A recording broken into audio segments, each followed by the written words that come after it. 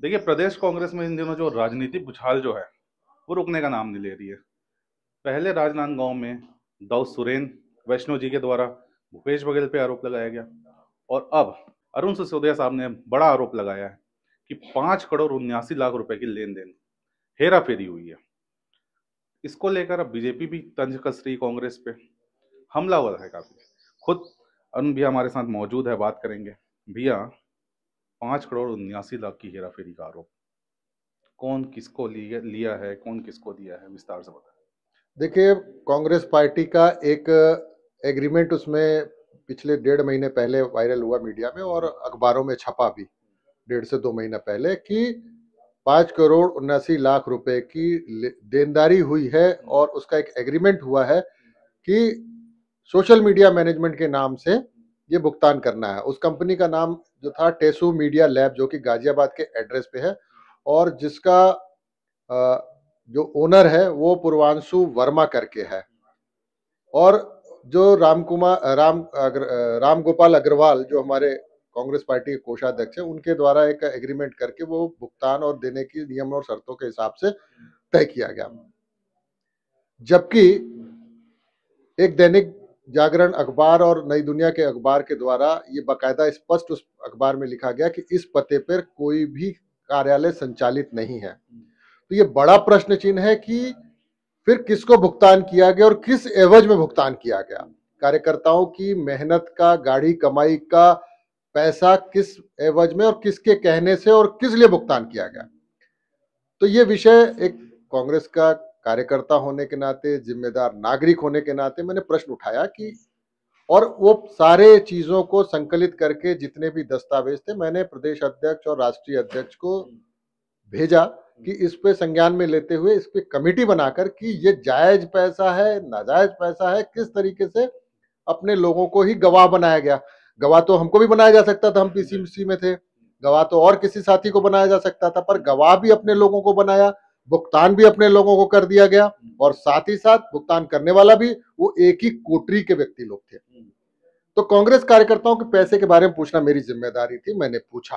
आपने प्रदेश अध्यक्ष को कल पत्र लिखा, दो लोगों का नाम आपने शायद उसमें लिया है, विनोद शर्मा, एक राम गोपाल।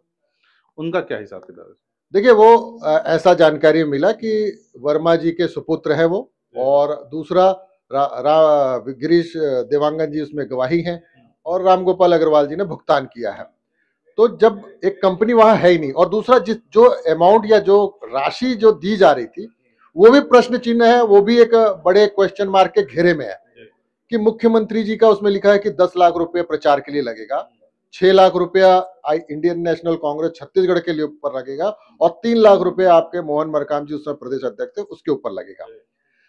जबकि भूपेश बघेल जी जो हमारे मुख्यमंत्री हैं थे, उनके ऊपर ऑलरेडी पीआरओ, उसके साथ साथ छत्तीसगढ़ सरकार का पूरा खर्चा होता था, तो इसकी आवश्यकता ही नहीं थी। ये वो तो इतने लोकप्रिय है भाई, उनको प्रचार की क्या जरूरत नहीं। है? और उसके अलावा जब सरकार की तरफ से एक मुख्यमंत्री का प्रचार हो रहा है तो इतनी बड़ी राशि जो 10 लाख रुपए की राशि प्रति माह वो भुगतान करने की बजाय कार्यकर्ताओं को, ब्लॉक अध्यक्षों, जिला अध्यक्षों को, बूथ अध्यक्षों को ये भुगतान करना चाहिए था, ताकि वो सबल होते तो इतने बड़े एडवर्टाइजमेंट में खर्चे करने की जरूरत ही नहीं पड़ती और हम चुनाव हारते भी नहीं। आज ये स्थिति है कि हमको चुनाव पब्लिक ने नहीं, कार्यकर्ताओं के रूखेपन ने, कार्यकर्ताओं की नाराजगी ने हराया। और अगर कार्यकर्ताओं की पीड़ा का निराकरण हम करते तो संभवतः ऐसा नहीं होता। 6 लाख रुपए की बात है आईएनसी छत्तीसगढ़, तो उसमें भी ये इतना खर्चे की महीने की कोई आवश्यकता नहीं थी। मरकाम जी प्रदेश अध्यक्ष थे तो उनके ऊपर 3 लाख का दिखाया गया, तो 3 लाख रुपए का उनका प्रचार तो मैं बहुत नजदीक से देख रहा था, तो उनका कहीं भी नहीं दिख रहा था 3 लाख, यानी 19 लाख का जो काम था वो काम मैं अगर दूसरी किसी एजेंसी से कोटेशन मंगा के करता, क्या इन्होंने कोटेशन की प्रक्रिया पूरी की? उठा के दे दिया। मैं तो 2 लाख रुपए में ये सारे काम करवा दूंगा। आज अभी बोलेंगे तो अभी मैं 2 लाख रुपए प्रति माह के दर से 20 आदमी की टीम के साथ काम करा दूंगा।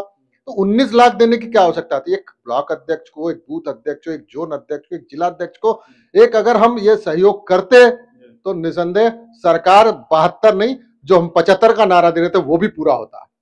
राशि 5 करोड़ 79 लाख की है, या आपको लगता है कि इससे ज्यादा भी हो सकती है? देखिए, मेरे पास जो बैलेंस शीट है, बैंक का स्टेटमेंट है, उसमें साफ दिख रहा है किसको किसको भुगतान किया गया, कभी 30 लाख, 32 लाख, 35 लाख, 38 लाख, तो बहुत सारा उस स्टेटमेंट में, बैंक स्टेटमेंट में झोलझाल दिखता है।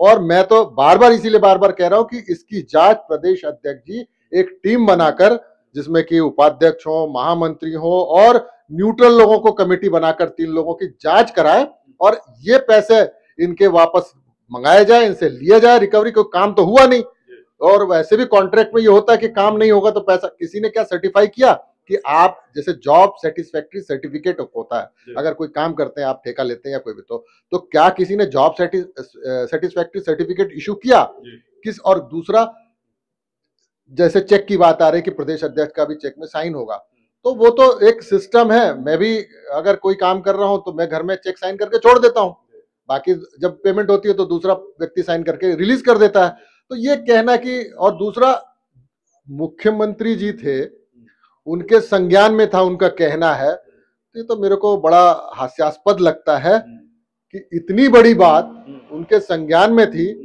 और संगठन के संज्ञान में नहीं थी, तो बड़ा विचित्र है, ये संयोग की बात है। और इसका मतलब वो उनकी कारगुजारियां, उनकी गलतियों पे वो सहयोग कर रहे हैं, पर्दा डाल रहे हैं। प्रभारी भी रह चुके हैं राजनांदगांव के, और बड़े नेताओं के बारे में आप सब बातें बोल रहे हैं, निकाले जा सकते हैं कांग्रेस से, डर नहीं है? देखिए, सैनिक जब निकलता है युद्ध में तो घर वालों को बता के जाता है कि लौटने की संभावना नहीं है, लौट आए तो खुशकिस्मती है। लेकिन मैं इस बात को दूसरे रूप में देखता हूं कि बात अगर सच्चाई को सही तरीके से कही जाए तो इसमें कोई दो राय नहीं कि उसका निराकरण होगा। और मेरे दिल में देश बसता है, समाज बसता है, तो जिसके दिल में देश है उसे डर की कहीं गुंजाइश नहीं दिखती, और वो निरंतर अपने कामों को करते रहेगा। समाज सेवा मेरी प्राथमिकता है। मेरे लिए politics not a profession, it is passion.